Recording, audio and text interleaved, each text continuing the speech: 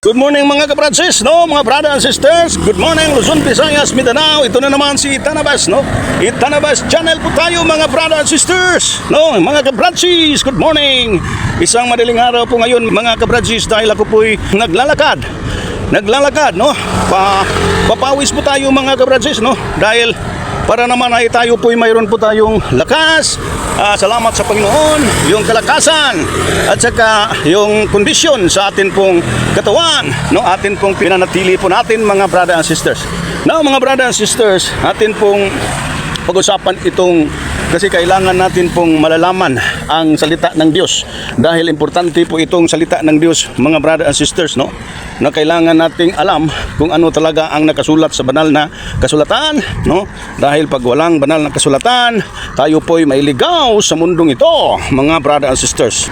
No, dito po mga brother and sisters sa salita ng Diyos, no? Bagamat ako po'y naglalakad, no? Atin pong pag-usapan ito, mayroon po tayong ipaliwanag, i-discuss. Ito pong nakasulat sa banal na kasulatan sa 1 Peter chapter 2 verse 13 to 14, no?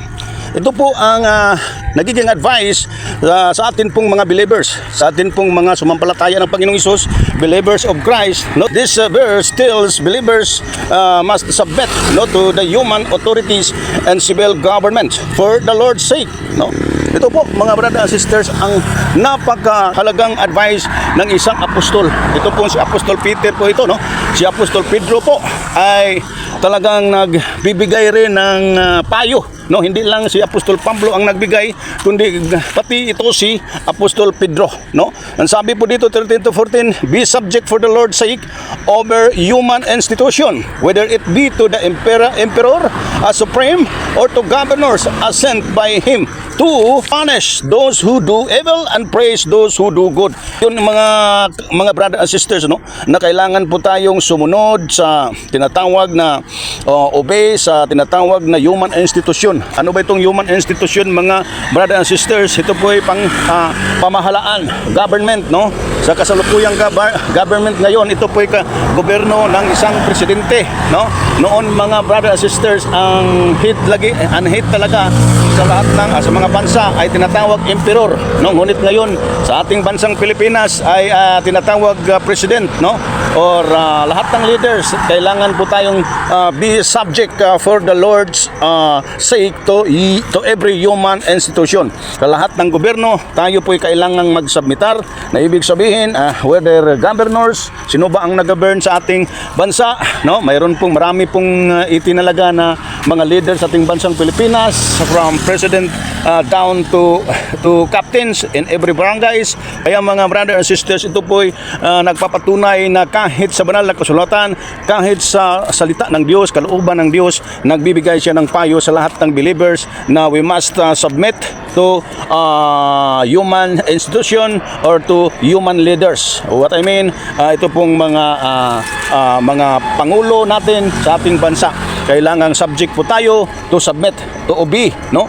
Sumunod po tayo palagi sa salita sa ating pong gobyerno. Kaya kalooban po ng Diyos na tayo po'y mag-submit sa sarili natin sa gobyerno. Huwag yung ang sarili mo nagiging rebellious, nagiging rebelde. Lagi ka na lang nang lalait, wala kang galang sa gobyerno dahil ito po'y kapalastangan po ito sa harapan ng Diyos. Pag ang bawat isa sa atin, bawat tao ay walang galang sa gobyerno. Maraming mga tao ngayon lait ng lait sa gobyerno, no? Talagang inaari na sila, no? Sila po yung nagiging pag-aari na sa mga politiko. Iwan natin bakit ganito ang ugali ng mga tao, no? Particular dito po sa bansang Pilipinas, which is the Filipinos always criticize the government, no? Kahit sinong gobyerno, no? Ay talagang nilalait, mayroon talagang mga magre-rebelde, oposisyon. Huwag yang ganyan. Dapat tayo mga Pilipino, makaisa po tayo para suportahan ang kasalukuyang gobyerno. Kasalukuyang gobyerno ni PBBM dahil siya ngayon ang itinalaga. Bigyan natin respeto, igalang natin siya dahil Diyos ang nagtalaga sa kanya, no? Sabihin naman ng mga propagandista, sabihin pa naman ng mga maninirampuri na kawatan naman 'yun, magnanakaw naman 'yun ang mga Marcoses, no? Ano naman naman yun, mga kasabwat naman yun sa korupsyon. Ano bang patunay mo na kasabwat siya? Siya na nga ang siya na nga ang nagbunyag sa lahat ng katiwalian, sa lahat ng nangungurakot under sa kaniyang administration. Talaga tinusugpo niya ang korupsyon dahil talagang binubulgar niya sa suna, sa sarapan ng lahat ng mga Pilipino, no? Na talagang mahiya naman kayo. Talagang gusto talaga ng ating presidente na masugpo ang korupsyon sa kanyang pamumuno, which is hindi po ito nangyari sa mga nakalipas na mga presidente, no? Mag-umpisa tayo diyan ni Cory, ni Ramos, ni Estrada, ni Gloria Arroyo, ni Pinoy, Duterte. Ngayon, si President Bongbong lang ang gumagawa ng pagbunyag ng katiwalian, no? Maraming nakukulong. Sabi ng panaman nila wala daw nakukulong. Marami nang nakukulong ng mga DPWH na mga contractors, yung mga kahit yung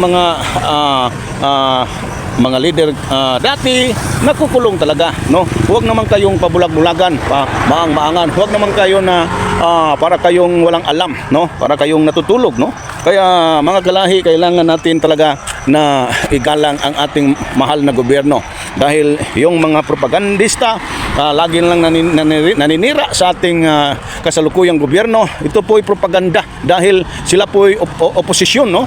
Kapag wala kang takot ng Diyos, wala kang kinikilalang salita, utos ng Diyos, ay talagang gawin mo talagang paninira, no? Gawin mo talagang kasamaan, guguluhin ang kasalukuyang gobyerno. Mali yun mga brother and sisters. Paano tayo uunlad? Paano tayo magkaisa pag ganyan ang ugali natin? Kaya kailangan matuto tayong sumunod sa gobyerno dahil ito po'y utos ng Diyos. Maliban na ito po'y inuutos ng Diyos sa sulat ni Apostol Pablo sa Romans chapter 13 verse 1 up to 3. No, ito din ay sinusulat, ay ini-instruct po ito ng isang another apostle Peter, Apostle Peter, 1 Peter chapter 2 verse 13 to 14. So diyan na lang tayo mga brothers and sisters. God bless sa inyo. To God all be the glory. Pagpalain kayo ng Diyos. Praise God.